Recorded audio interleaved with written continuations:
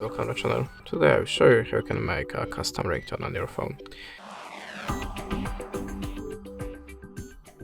So in the first step we have to download and install this app, then launch it. Now click get started and close that. Now close that again. And you can merge audio files here or just trim your previously downloaded ringtone, but you have to allow a permission.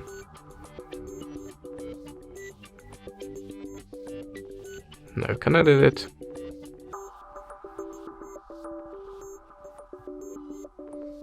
And if you're ready, click save.